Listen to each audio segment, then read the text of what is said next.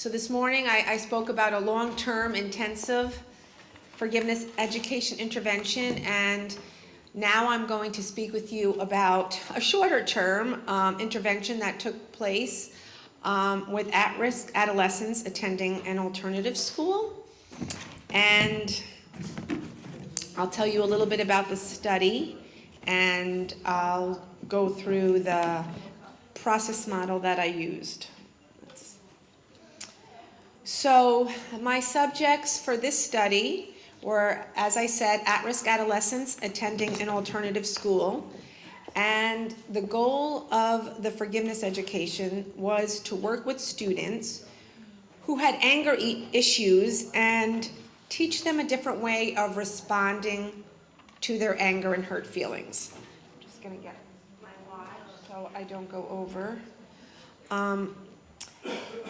And just to give you a little idea about the students and maybe how they've been coping, these are some quotes from the students post-education when asked what they learned. A student said, "I never shared my hurt and anger before, learning how to forgive and that it is an option, realizing that anger and obsessing over the offender is a waste of time, being able to better communicate feelings toward my dad."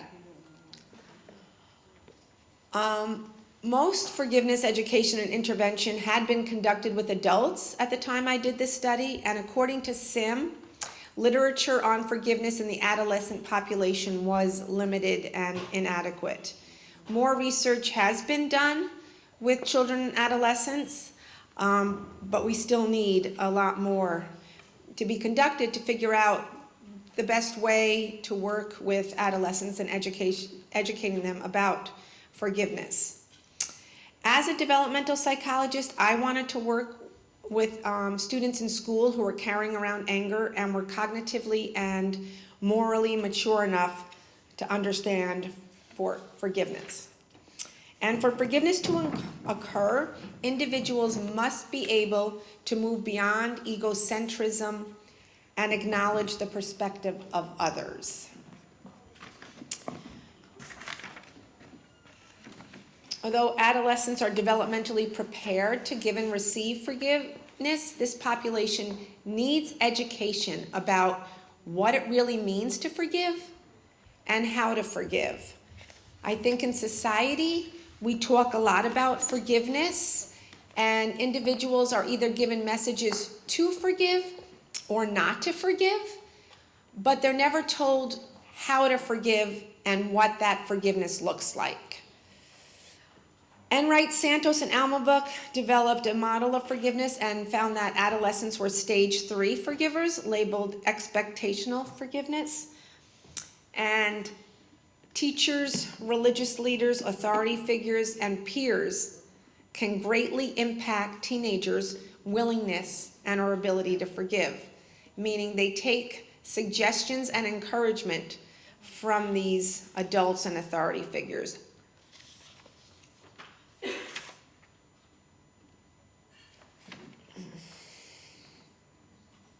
Okay, not moving. Okay, oh, so when you say use, and which one do I? Just click, you want to move? To the next slide. Okay, almost all the participants in this study had one of the following: had a parent, relative, or significant other in jail, were pregnant or had a child, had a parent or step-parent who was either a drug user, drug dealer, recovering alcoholic, or drug addict, were either physically, sexually, or emotionally abused by a parental figure, were still experiencing some type of hurt by a parent or significant other, and if female, were involved in an abusive relationship with a man. In terms of how anger affects student learning in the classroom, chronic anger interferes with students' ability to learn and may result in academic failure. Anger-related problems are among the most common reasons for referral to school and mental health counselors. Anger issues often lead to cutting school and increased absences. Anger causes increased violence and aggressive acts at school, on other students, and school personnel.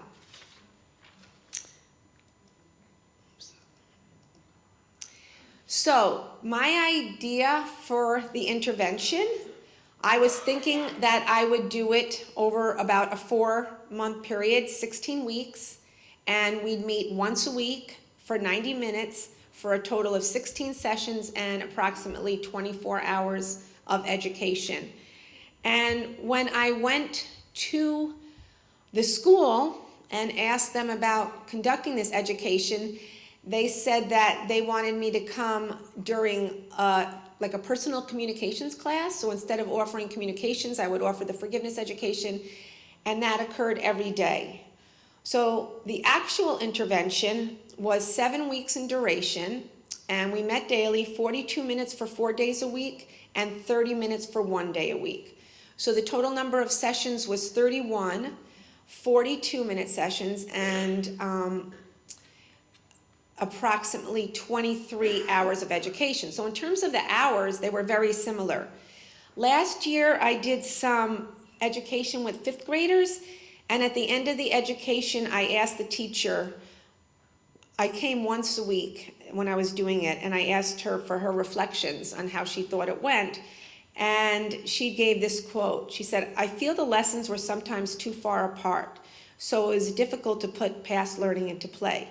2 lessons a week for a shorter amount of time may have worked better." So there is some benefit for frequent lessons, maybe when we're working with younger children and adolescents.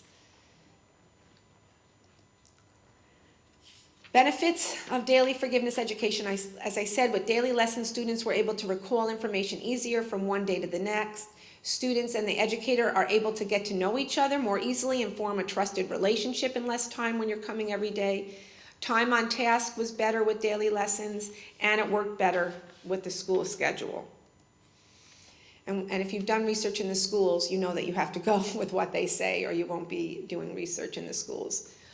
So the goal of the education became making the decision to forgive rather than forgiveness. And I think I talked a little bit about this when I answered Tally's question. But given the short duration of the educational intervention and the deep hurts experienced by the participants, the purpose of the group ultimately became one of making the decision to consider forgiveness as an alternative to revenge.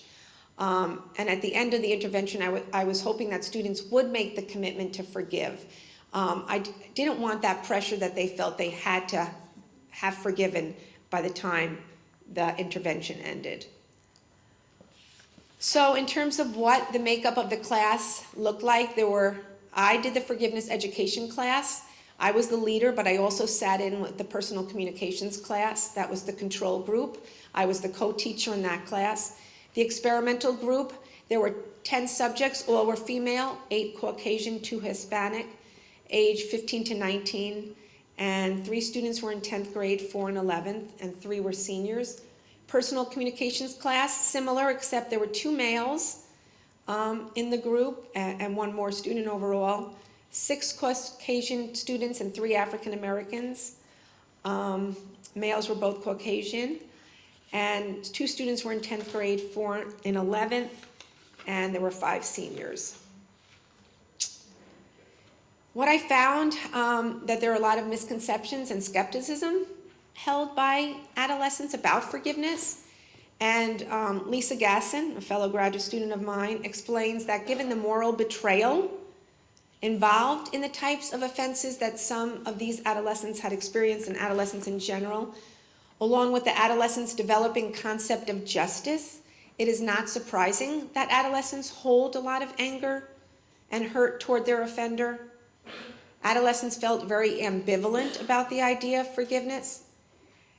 They equated forgiveness with absolving the offender, reconciliation, and they did not recognize anger's role in the forgiveness process. I want to describe experimental groups' descriptions of hurt. I won't read them all. I'll let you read them because I don't want to run out of time. But 1 student was sexually abused by her uncle from the ages 4 to 11.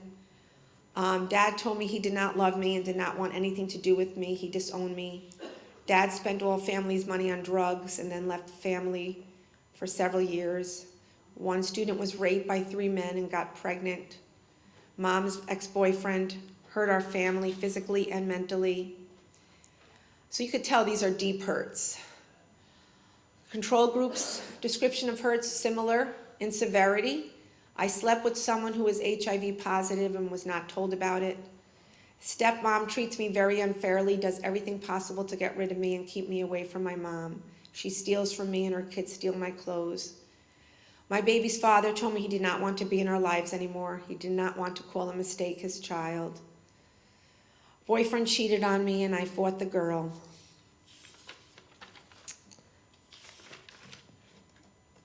Mom cut off all contact like I don't exist. Mom got into drugs and went into prison a few times. Another one, when I was 13, my mom went to jail for 4 years and my dad and grandma took care of us. So very deep hurts.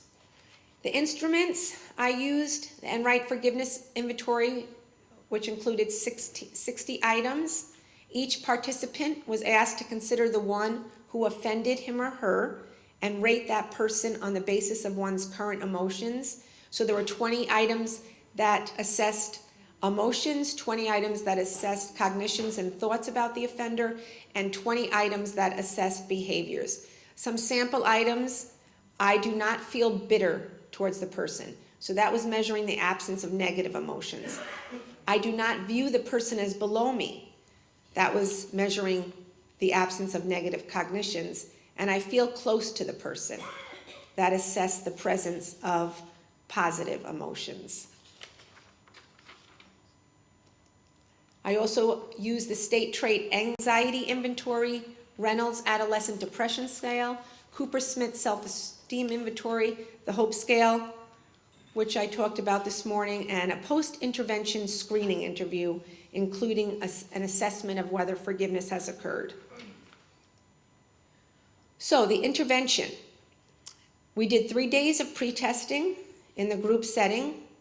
We did 1 day of introductory icebreaker exercises, just they knew each other, but I really didn't know them. We played a name game, we played 2 truths and a lie. The intervention was based on Enright's 2001 20-unit process model of forgiveness, although it was developmentally modified for adolescents. Participants were given the book, Forgiveness is a Choice, and post-test occurred on the last 3 days. What's interesting is that I gave them the book, Forgiveness is a Choice, but I think I talk about this, hardly any of them read the book, but what they reported was that they had the book at home and their family members were reading the book, and that kind of got me thinking about the importance when we're educating students, children or adolescents. It might not be a bad idea to also include some parental education on what forgiveness is and isn't, so that they could, parents can reinforce what children are learning at home. I used the curriculum and I loosely based on forgiveness within the family, and I divided the education into 5 themes, which were grouped to address the 20 units in the forgiveness process model. So lesson 1 was anger to hope. Lesson 2 was decide to forgive. Lesson 3 was see with new eyes. Lesson 4 was soften your heart. And lesson 5 was soak up the pain. Lessons were accomplished by didactic instruction. We did small and large group discussion, pair and share. We did some activities about anger and how students usually respond to anger, what their coping mechanism was, how they express anger. We talked about future goals and where students want to be in 5 and 10 years. They did reflective writing and journaling. What do they like about themselves? We talked about shame and self-esteem. We watched the film Dead Man Walking, and we read the book Horton Hears a Who. They also read 2 written case studies in class that illustrated units in the forgiveness model relatable to students. And I showed a video clip from the Dateline show illustrating a woman who forgave the man who killed her husband and 16-year-old daughter in a drunk driving accident. So we had a variety of activities over the 31 days of instruction. The first lesson, Anger to Hope, like I said, involved identifying the destructive nature of prolonged anger and encouraging participants to learn to make the pain constructive. Students spent a lot of time discussing anger and its role in the forgiveness process. Students benefited by learning how to take care of their anger, as one student put it, and that anger is a natural and normal feeling. They expressed feelings related to being hurt and coping mechanisms used to deal with the hurt. The feeling, the pain of the injury was new for the students, and I like this quote that it was a blog post about hope by Cecil Murphy. He quoted Gary Rowe, and he says, "As we allow ourselves to feel the pain, our hearts will begin to heal." So I think it was empowering for students to have an opportunity to express their pain and also be validated for the pain and injuries that they experienced. I don't know if a lot of adults in their lives were validating them for the experiences that they had that caused them pain and a lot of other emotions. An example of a specific activity that helped students recognize and get in touch with their sadness was that I had a starburst, and they brainstormed the feelings associated with what they had been experiencing and how that compared to how they were coping thus far. So they were making connections between what they experienced, the hurt in their lives, and their actions and how they were feeling. And as Rick Fitzgibbons explained, a significant number of adults in our society do not know how to deal appropriate with their anger. So it was insightful for the students to realize how the things that they experienced in their past were influencing their behaviors and the way they were feeling in the present. Knowing that they can do something with their anger gave students hope for the future. One student remarked that working on the process of forgiveness gave her hope for a better life than her mother had. Advantages of giving up anger and other negative feelings that the students reported was improved mood, physical well-being, and a basic outlook on life, better relationships, increased inner peace, emotional maturity, and decreased anxiety and fear. I was listening to a podcast last year, and I heard Jennifer Kaufman, she was one of the Boston Marathon bomb survivors, describe how she was raised to believe that anger is unacceptable. She states, "I grew up being told that anger is a bad emotion and something to avoid. I would get a consequence for getting angry." Kaufman goes on to say that she stuffed her anger until the bomb went off. As discussed with Melissa Monti in the Mind Love podcast, it is important to be a witness to one's anger. If we can be with it and let it pass through us, then we can let the other emotions in, such as compassion and empathy. Helping students deal with their anger in a healthy way is such an important component of the forgiveness model.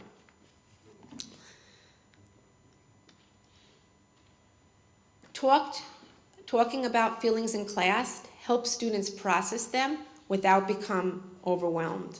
One student remarked how good it felt to let go of her negative feelings. She described the process as a wall that had been built around her, gradually coming down brick by brick. Lesson 2 was deciding to forgive and the introduction to forgiveness, and we talked a lot about what forgiveness is and isn't. There was an emphasis on distinguishing between forgiveness and reconciliation. I explained how forgiveness is not the same as forgetting. The idea that one does not have to receive an apology from the offender to forgive generated a lot of discussion and was helpful for the students. They had previously believed that they couldn't forgive until they received an apology. And as discussed in this morning's session, you don't need an apology for forgiveness. An apology might be a component for reconciliation. But if you make an apology contingent upon your forgiveness, you're saying, I can't heal until I get something from the person who hurt me. So you're leaving yourself trapped in a state of unforgiveness and not able to heal because you're waiting for something from someone that might never come. So apologies definitely make forgiveness easier, but they're not necessary. For reconciliation, they may be necessary. For trusting the person who hurt you again, I might want an apology and admittance of wrongdoing. And we also talked about how justice can occur alongside forgiveness.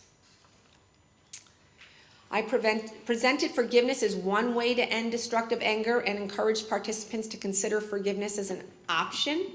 This lesson also called for the forswearing of revenge. And this was problematic for students who lived by the motto, an eye for an eye. And students told me that they had been schooled by their parents to don't start anything, but if someone starts with you, definitely get back at them. So that's what the attitude of the students that I was working with. So the idea of not getting back was kind of alien to them. Prior to reviewing the 4 phases in Enright's 20-unit model, I asked students to develop their own model of forgiveness and how they thought forgiveness occurred. Students were surprised to learn that the process of forgiveness had so many steps or units, and appreciated learning that forgiveness is a choice, that no one can force them to forgive, and something that took time and effort. Knowing what forgiveness was and wasn't helped students want to learn more about forgiveness and make the decision to forgive. Lesson 3, seeing with new eyes. In this lesson, the focus turned towards reframing one's perception of the offender as a human being rather than simply the person who committed the offense. This lesson encouraged participants to see their offender as part of a more complete picture and to see the vulnerabilities in the offender that may have led to the offense. Again, not to make excuses for the offender's actions, but to better understand them. I have a quote.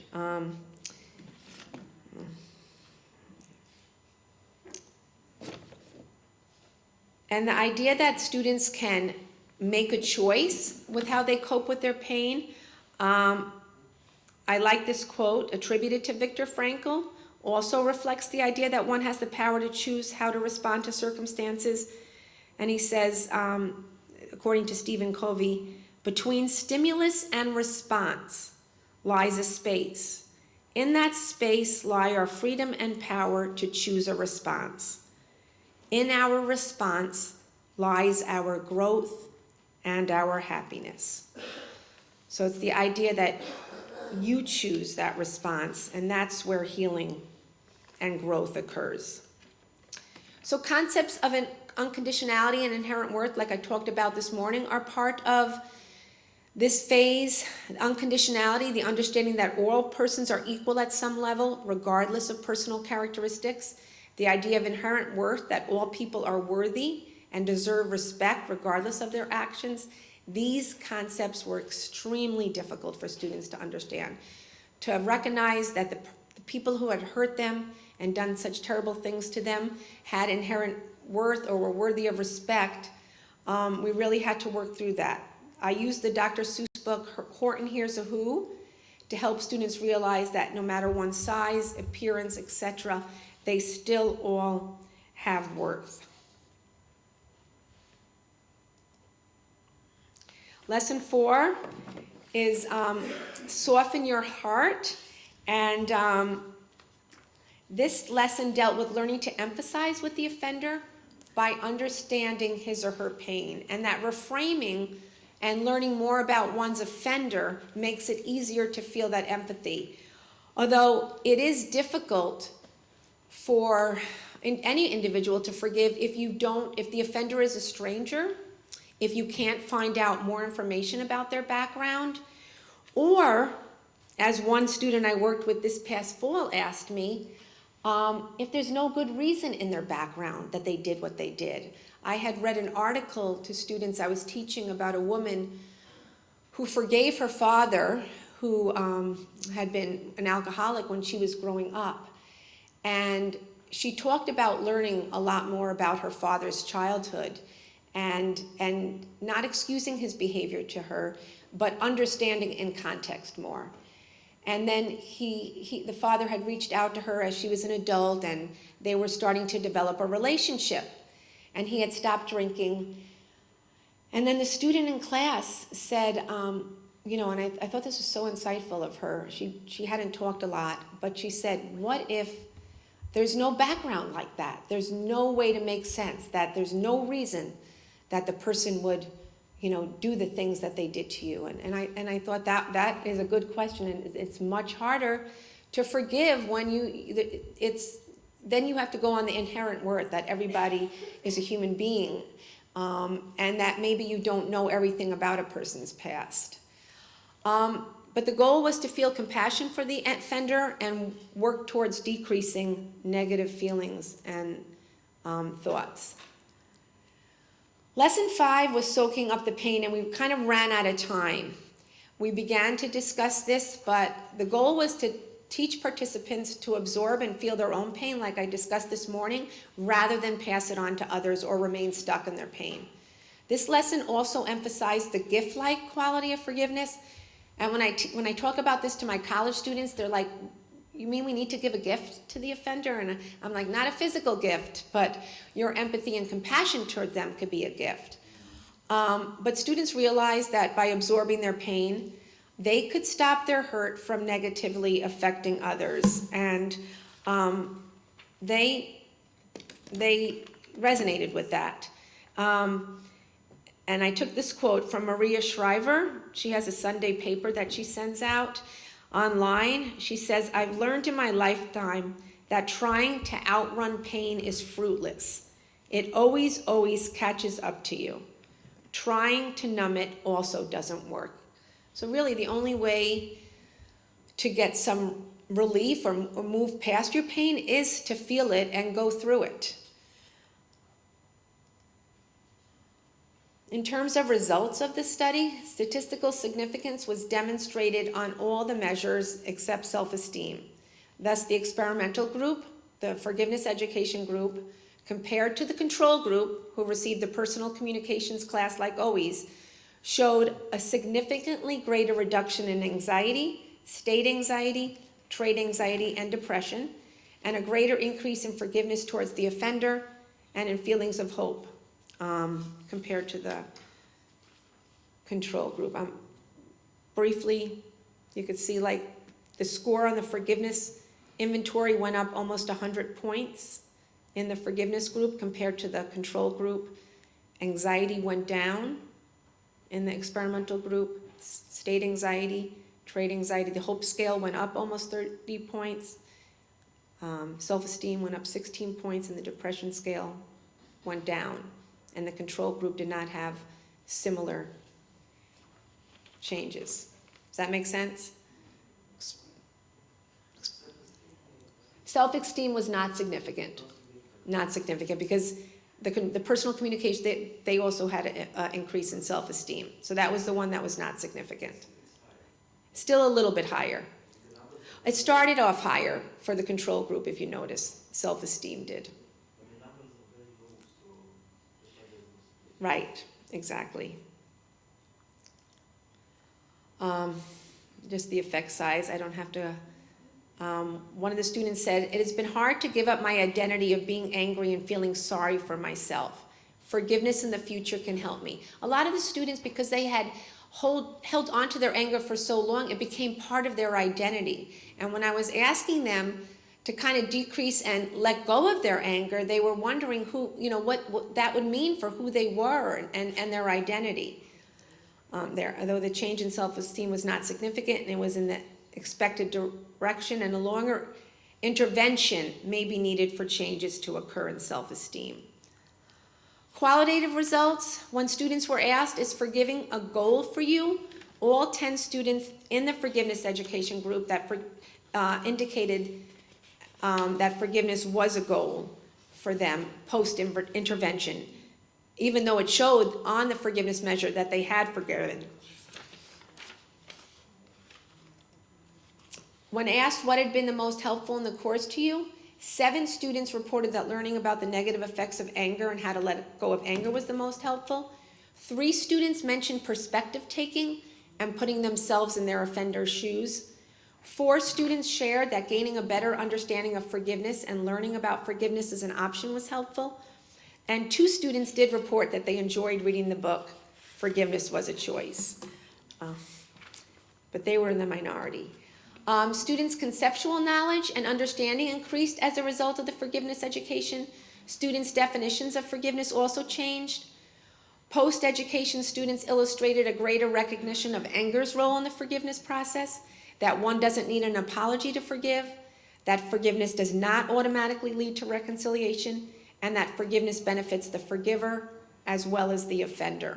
A lot of my college students think that forgiveness is only for the offender, that they're being asked to do something and they don't recognize how healing the forgiveness can be for themselves. They think they're giving something to the offender. They think that they have to, it's a way to resume the relationship or stay in the relationship. When I asked specifically, what did you learn and enjoy about the forgiveness education? They learned that learning about forgiveness and it's an option. Holding on to anger makes it worse. Having people to talk to, knowing you can forgive someone even if a person does not apologize, lets off a lot of class. One student says, before class, I hated the injurers and men in general. Now not as angry and close to forgiving. I learned ways to relieve anger instead of doing what I did before. I learned that it's not good to hold grudges. I learned to think about what the other person has to say. Teach me how to forgive and move on in my life. I won't have so much anger toward mom and will be much happier. Knowing that the offender was hurt as well, realizing that I am not the only one who has a lot of pain. And one student said that she was able to forgive herself for doing the drugs, and then you can accept yourself and forgive others. In terms of limitations, there were some, like in any study. Students didn't really have a lot of time to process their feelings after the forgiveness education. Students had to go to math class after talking about being raped or mom's drug use and neglect, and that was hard. Students most likely held feelings back because of this and did not get as intensely involved because of the structure of the forgiveness education being in the middle of the day. One student did drop out of the forgiveness class because she was not ready to deal with her feelings. Another limitation is that some of these adolescents were still being hurt by the person they were trying to forgive or another person. Children and adolescents cannot always be removed from a hurtful offender, as you know. So I'm talking to students about forgiveness, and in some situations, if they were experiencing verbal and emotional abuse. And this quote kind of illustrates it. I can't talk about a specific hurt from my mother because it is ongoing. My mother is totally unsupportive of me. She constantly nags me and is verbally and emotionally abusive. She calls me ugly and fat all the time and says that she wished she never had me and that she doesn't love me. So that's a lot, and it was ongoing. It's not possible to forgive until one is safe, not being hurt, and ideally has had some time from the last abusive incident. This was not the case for some of the adolescents in the forgiveness intervention. And individuals who criticize forgiveness sometimes do so because they think that when we ask other people to forgive, when we talk about forgiveness, we're talking about staying in an abusive situation. And we're not talking about that. It is ideal to be safe, removed from the offender, before we can actually engage in the process of forgiveness. Like my other study, it had a small sample size, and I was the individual doing the forgiveness education, although I had a co-teacher in the classroom. Group mentality. Students were influenced by each other in both positive and negative ways. Some students had more difficulty with certain concepts and could have benefited from talking about it longer, where other students were ready to move on in the 20-unit model, but were held back by the students who were not as ready. Students may not have, 5 minutes, okay, thank you. Students may not have been as willing to buy into the concept of forgiveness if other students were strongly critical about the idea of forgiving. They felt that peer pressure. The intervention duration was a little too short. We didn't make it through the complete curriculum. Students could have benefited from more time to process their feelings and understand the concepts related to forgiveness. Some students in the post-individual interview, when I asked what could have gone better, they would have liked some individual sessions in addition to the group sessions. In relation to conclusion, results illustrate how forgiveness education may be beneficial for at-risk adolescents. Students in my college class on interpersonal forgiveness frequently remarked that they wish they had learned about forgiveness earlier. It would have helped them in their lives. This study illustrated that forgiveness education was effective in increasing forgiveness toward an offender and increasing psychological well-being for this population. Results are encouraging and need to be replicated with additional populations of adolescents using different intervention designs, different curriculums, different educators. Giving children and adolescents opportunities to think about forgiveness is beneficial. Reflection allows a deeper understanding of forgiveness to develop. Adolescents need to know that forgiveness is an option. They need to be educated about forgiveness and know it's in their power to choose to forgive. A lot of times when forgiveness and apology is discussed in the school system, children are told to apologize immediately after committing an offense without having a chance to reflect on why what they did was wrong and to really feel remorseful. And then the person who was offended is told that they need to forgive right away.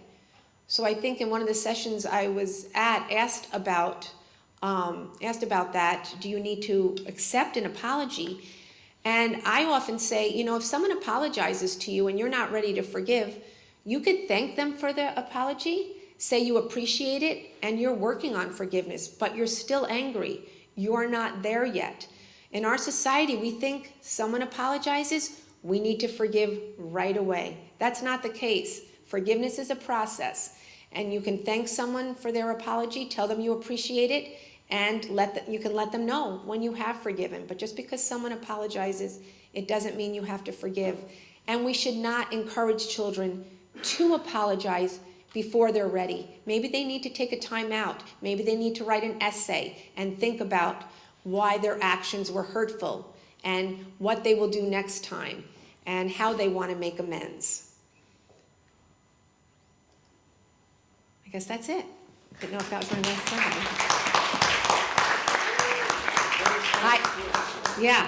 I got 2 minutes for questions. Yes, I got one. Okay, you got them. I would love to know if it's possible to have a follow-up 5 years later in their life stories. What was this intervention? What part it has on them? I know, and that's. I would love also, and the 5th graders I taught last year, I'm following up with this spring. I want to go and speak with them. Unfortunately, I didn't do this. Yeah. Yeah.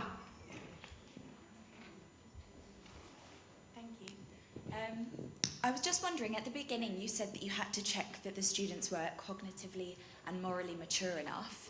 How did you determine not check, but when I was thinking about what age group I wanted to work with, I wanted to make sure that they were able to take the perspective of another person, and usually by 15, 16, 17 you could do that. Okay, so it was an age thing. It was an age thing, okay. So I mainly did it, and then that's not always the case. Some younger children are advanced, morally, and can do that at a younger age, but I just wanted to make sure.